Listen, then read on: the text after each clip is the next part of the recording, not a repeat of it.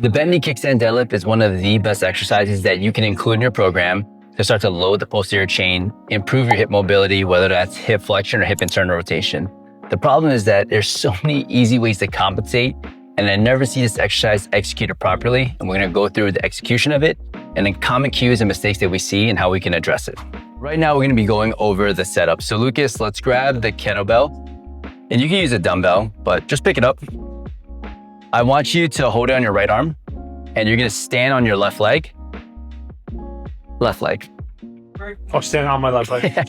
And then you're just gonna touch your toenail on your right side. Yep, from that position. And you can keep I like to keep like a foot behind each leg, right? So it's here, and then that's where my toe typically is. Soften your left knee. And then you're gonna slowly lower the kettlebell towards your ankle as you bring your hips back. And then come back up and extend your hip over that left leg. Perfect, and let's come back down. And come back up. And we can always check the work and see if most of his weight's over that left leg by just having him lift his right leg. Perfect, it is. And now we're gonna toenail, soften the knee, and then bring it all the way back down. And then come up from there. So now here's all the mistakes that occur. You can drop it down. The first one is if Lucas is holding his bent knee, that soft knee, very commonly we see that someone will let the knee come back with them as they start to hinge. So Lucas, get back into that position. If I see that someone's knees keep coming back with them, I might have them exaggerate the knee bend. So I want you to bend the knee further. Good, and shift your weight forward and still be tall, right there. You can still see how he can stay fairly tall while his knee's bent. And from here, don't let the knee move back with you. And then come back up from there. Beautiful. So preventing the knee from going back, you can use an external reference of someone's hand. You could just be mindful, right? Exaggerating a knee bend makes it feel more awkward to let the knee go backwards with you. This makes it so that it's a very clean hip motion. Take a sec there. Next thing that we're gonna see, Lucas, I want you to actually face the window. The next thing that we're gonna see is as he goes down to load his hip, he's gonna rotate his hip outwards. So I want you to pick up the weight, Lucas. When we watch his hip from the back, I need to see that his left hip is getting bigger. A lot of people will rotate their right hip outward and it'll look like that. The right hip will actually get bigger. So what I want him to do is, I don't want him to exaggerate the rotation like that. I just want him to keep his hips fairly squared and subtly rotate it a little bit forward and come back from there. So it's not boom, a ton of motion, right? It's just a little bit of motion, and that's enough. What oftentimes people do is they just rotate outside their base of support. So they start to stress the outside part of their foot, and a lot of these muscles start to come into play. But if it's just a subtle rotation and you pull the left hip back, that is plenty. Take a second there. Let's face that way again, Lucas. The next thing is going to be how well does someone actually hinge? So many people will hinge and it'll go into more of a squat. And I just want you to hinge and move the hips back directly. So I want you to grab the kettlebell. And when you go into the deadlift, pretend that you're hinging back, but also letting the hip dip down into a squat. So you'll see this hip come down, right? And then come back up.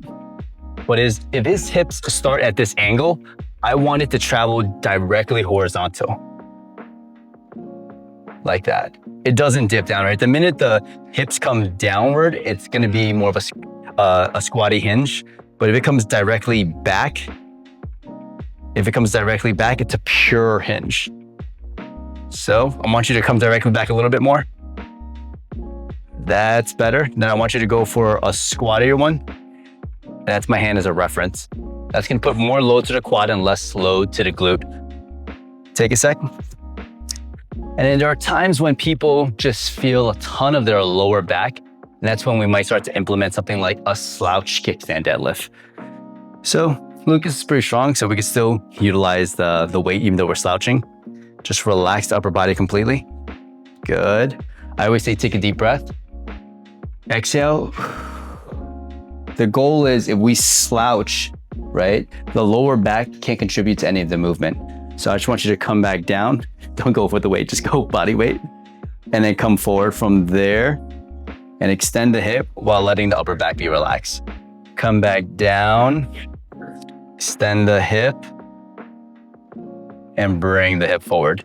This is for people who, when they come down, they just keep extending the lower back more and more and more. They don't feel their glutes lengthen. They actually feel more of a tension in their hamstring or a pulling sensation at the proximal attachment of their hamstring.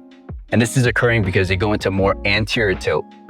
The muscles of the hamstring attach behind the pelvis. So when it goes into an anterior tilt of the pelvis,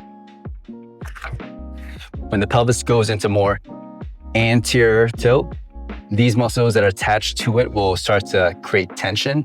And that's why you feel more of your hamstrings instead of your glutes. But if you want to improve hip mobility, hip flexion, internal rotation, and load that posterior capsule well, you need to be able to create length in the glutes and not just tension in the hamstrings. And if you've got that presentation, I would just focus on taking a deep breath, exhaling, and letting everything go. And some of you guys might notice that the lower leg does a ton of work when the back is finally relaxed. And this is great for people that also experience back pain. Just did the peace sign, but I forgot there's one more thing.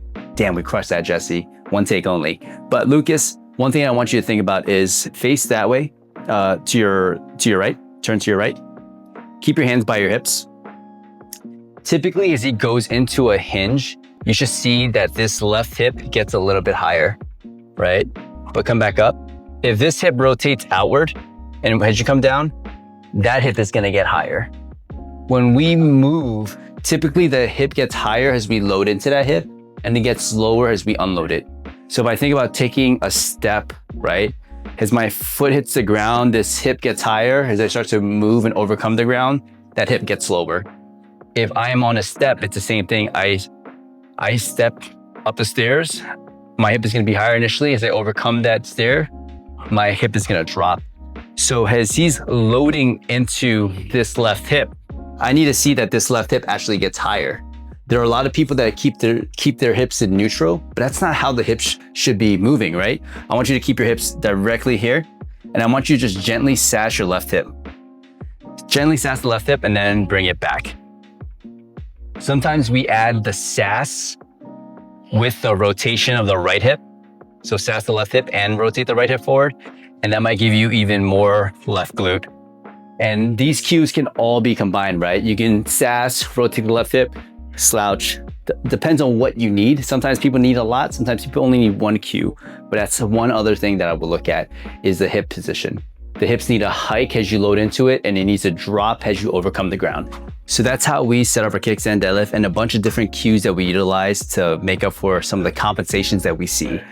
Our goal with the kickstand deadlift is to make sure that you're efficiently loading the front leg and doing a true hinge pattern.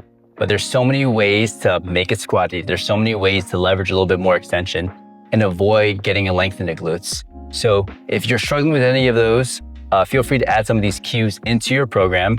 And if you're someone that's been dealing with some chronic hip and lower back stuff and you want some help, feel free to reach out to our team. You can schedule a call below and speak to one of our therapists and see if what we do is a right fit for what you're experiencing.